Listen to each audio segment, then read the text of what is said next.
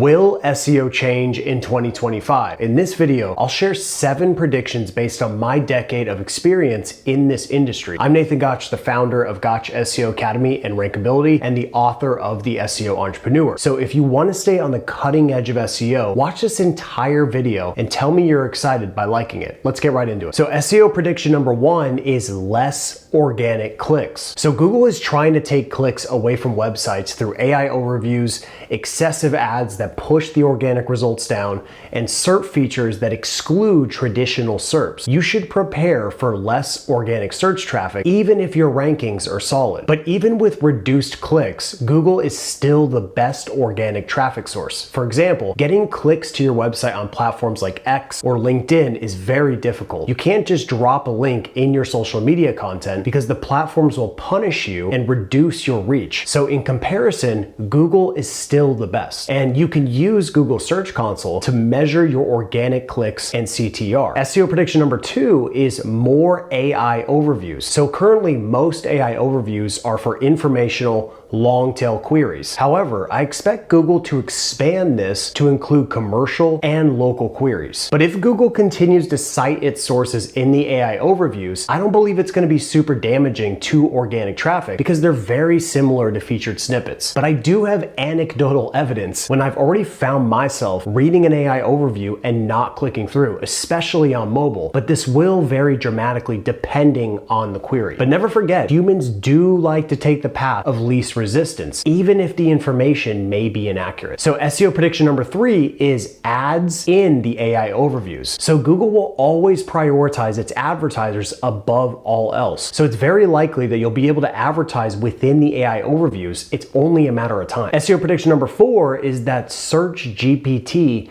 and Perplexity will be viable alternatives to Google. So this is the first time in Google's long dominant history that they might have some competition, but we just don't know how good Search GPT will be, but it can change the game if it integrates well within ChatGPT. But don't fear this change. It is called SEO, not Google SEO. And SEO practitioners should be adaptable and willing to optimize for any search engine. You must learn how to optimize for large language models and modern search engines like Search GPT or Perplexity going forward. Now, I won't get into it here, but traditional digital marketing is the key because both platforms crawl the internet to deliver answers. So the more visibility your brand has online, the more likely you'll show up in the results. And that means having a firm understanding of natural language processing or NLP will also help you drive visibility because these LLMs use NLP to understand content. Okay, so I want to give you 2 quick examples of why you should be thinking about using NLP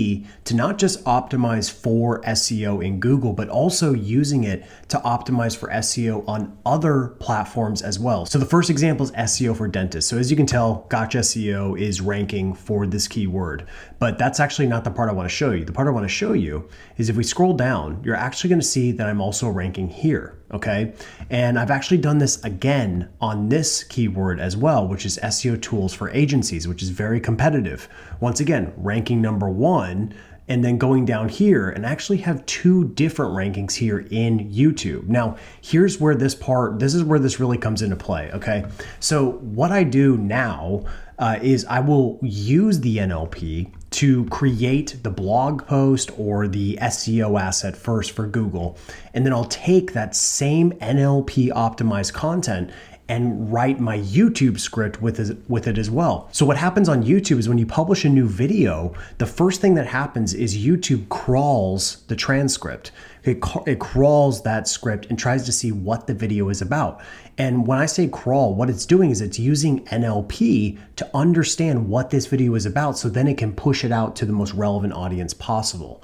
So this is the technology that Google and YouTube and Amazon and X and LinkedIn, they're all using NLP or NLU, which is natural language understanding, to ultimately quite literally understand human language. Okay, that's what the purpose of the technology is. And so you can use this technology to your advantage to basically feed these algorithms exactly what they're looking for. So just to give you an idea, this is the actual blog post that I created for SEO tools for agencies. And you can see I used Rankability to actually build this. And as you can tell, optimal score 71, I've got a 71. And if you look, go ahead and take a look, at number one here, I'm beating some very powerful websites. Very powerful websites. I'm beating Backlinko, which is one of the most powerful websites in the entire SEO industry. Okay, and you can go down the list, Search Engine Journal, and all these powerful websites that I'm beating. And the reason is, there's a few reasons. Number one is it's optimized for NLP. It's also tapping into what's called information gain, okay? It's another thing, and I won't go too deep into that here, but basically what I'm doing when I'm trying to optimize a piece of content is I'm trying to fill in all the gaps, right? I'm trying to fill in all the topic gaps in the content, but then I also want to see a little bit of white space in here, okay? A little bit of white space is actually good, because if you see some white space, it means that you're talking about stuff that no one else is talking about, okay? And that's really, really important. You want to bring something new to that keyword. And so I'm always looking for ways to add uniqueness to the content. And you'll see there's a bunch of areas in this blog post where I'm talking about things where no one else has talked about those things. But the point is you can take this exact beautiful blog post, that you create, and then you can repurpose it on YouTube and get a very, very similar outcome. So people just don't do this. And it's incredibly effective, as I showed you here.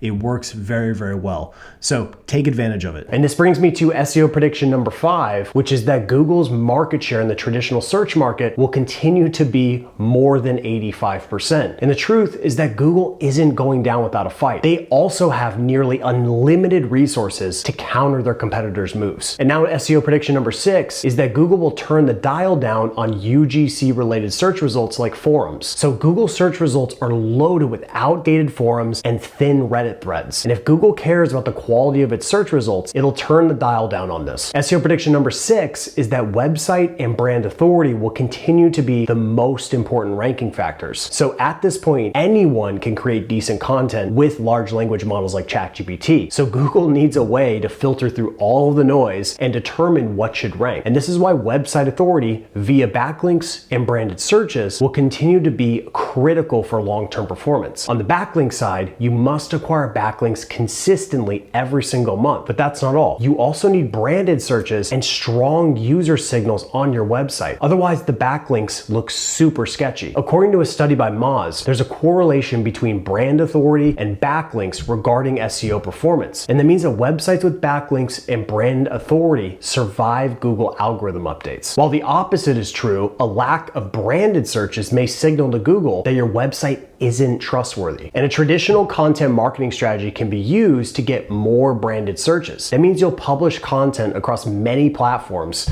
inspiring some of your audience to perform branded searches on Google. And this is one of the biggest reasons traditional affiliate-driven blogs will struggle without a brand going forward. So one of my favorite affiliate websites on the internet is Ratings. Go ahead and just spend a little bit of time looking at their content because it's pretty insane.